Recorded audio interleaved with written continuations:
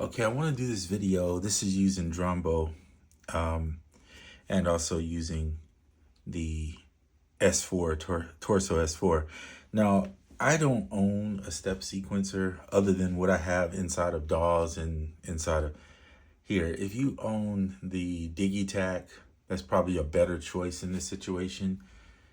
Obviously, because you can have MIDI channels, but you also can have the drums done in there, and then you could use all this as just your instruments.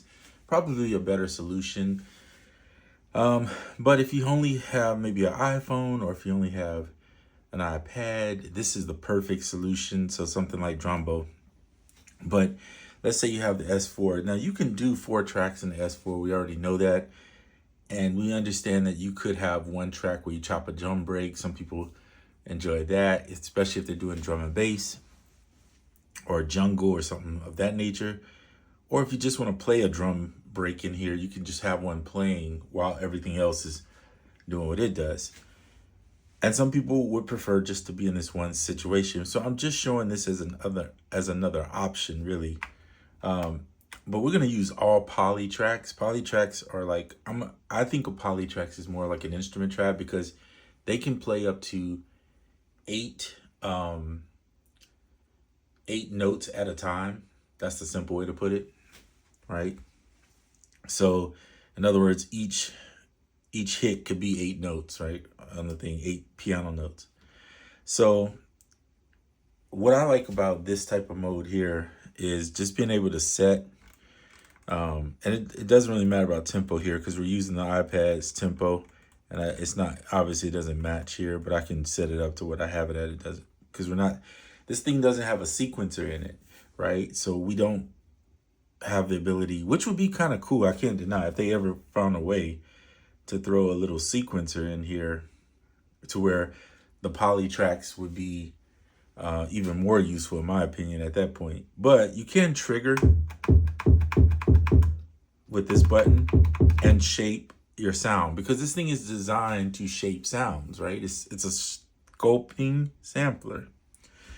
So, but because you can play it, you can also MIDI in. So that's what I did over here. I have my MIDI jack here. You don't really have to have the MIDI jack. You could just use the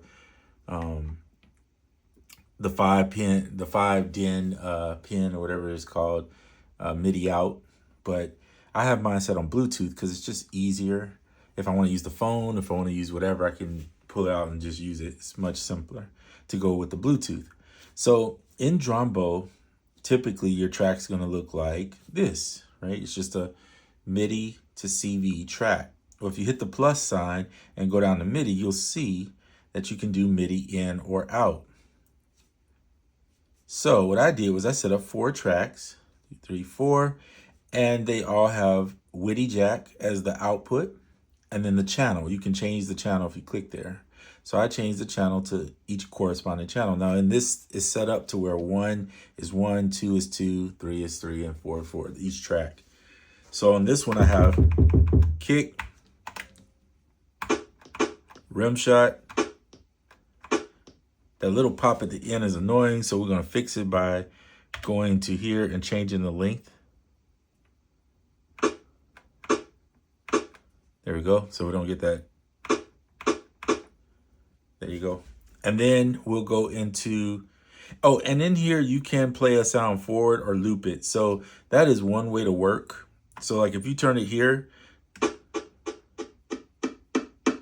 right, it will loop. Or play it forward backwards or just forward. I'm just leaving everything forward because it's a drum hit. I just wanted to hit one time or hit when I press triggered over here. I'm just showing you this. All right, and 3, here's a hi-hat. And 4, and by the way, if you hit material, it goes between the 2 pages. Here's a chord. So I don't know what this chord is. I didn't make it. It's just a sample. But it doesn't matter. I'm going to use one chord, and then I'm going to play it at different notes, and it should sound good. Now, it will sound bad if you don't pick the right notes. Some notes don't fit for some reason because the chord is whatever chord it is. Again, I don't know what chord it is. Doesn't really matter. We're just using it as an example. So if you go back and you start on your first track, you can start programming in your kicks. So you see, if I hit here, that's middle C, or the original sound. You hit here, you can see it's distorted. So I put in some kicks on the line, on the grid. Then if you touch here, you have the probability, so you could do a lot with one bar, or you can make it more than one bar if you want to do that. I'm just doing one bar for that right now. Okay, so there's one bar, 16 steps is one bar. All right, let's go into 2. In 2, I have it set up, there's my snares. Now, if I want to put some ghost snares in there, I could do that. And then what I could do is go into the probability and drop it down and maybe have them hit like that. And then maybe if I want, throw one more, same principle, have it hit occasionally. We'll come back and revisit that thought too. Then some hats, same principle with a different track, right? Track 3 is the hats. Oops, track 3 is the hats. Now I pitched this, I put these hats in and I did, I didn't pitch it, but I changed the filter on it so that it would sound a little different. It doesn't really sound like that, so, but you can do that. That's the part of shaping the sound, right, that you want to do. And then 4 is that chord that I told you about. All right, so here's 4, and what I did was I found the chord.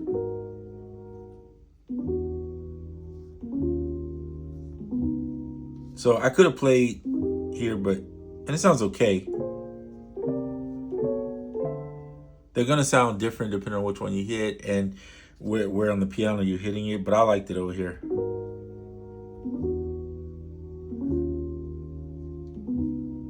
Now, if I was gonna do 8 bars, I would probably go here.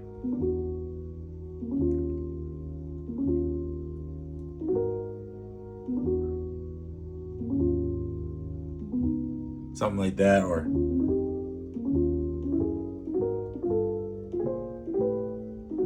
but that's just what sounds good to me. So we're just doing 4 bars. So then you put it all together and this is what you get.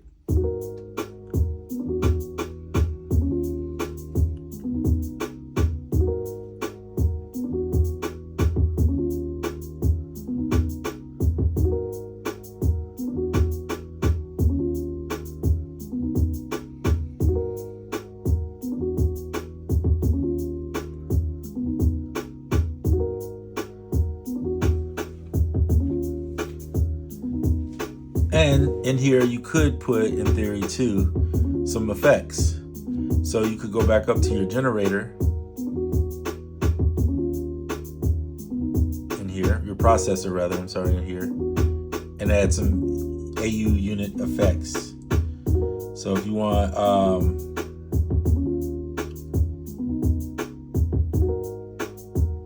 let's do something weird like this. A little slap back.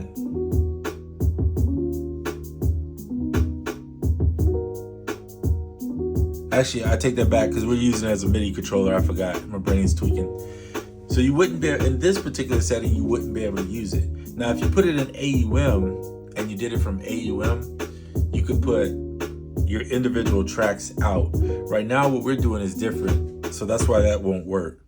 We're using this as just a MIDI controller to control the sounds in here. Totally different. I'm tweaking. Because if you run the USB-C out here, then you could do that. You could have the tracks coming through here and then add your effects over. So I prefer that method. And that method is easy to do in AUM. It's not hard in here. And you can still use this sequencer inside of AUM because Drambo works inside of AUM. So it's a good option if you would prefer to have your sounds to be able to alter and add effects. You do have effects in here. You have filters and different things, so you could do that.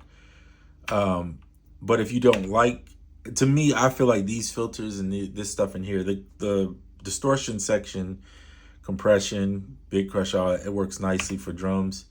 The filter's okay on drums. I wouldn't probably use this granular effect on a drum necessarily, but it's not that you can't. You could do it. For instance, you could have, actually you could use the delay in here. That'd be probably an interesting one. So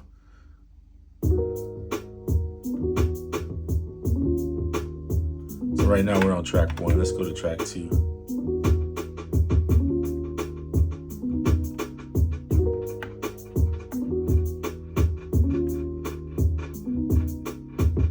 Sounds a little weird,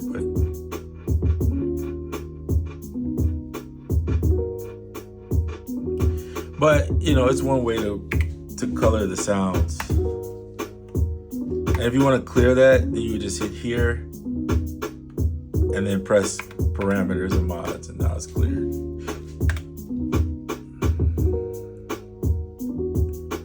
So anyway, that kind of covers the point of this video, which was just to show you could use other sequencers to do this. I don't have the Digitac, which is the hardware version of what you'd probably be doing here, but this works just fine for simple sequencing stuff.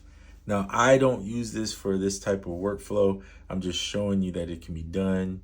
The more I can show you some unique ways or some simple ways that you can use this, I think it adds value to the device, right?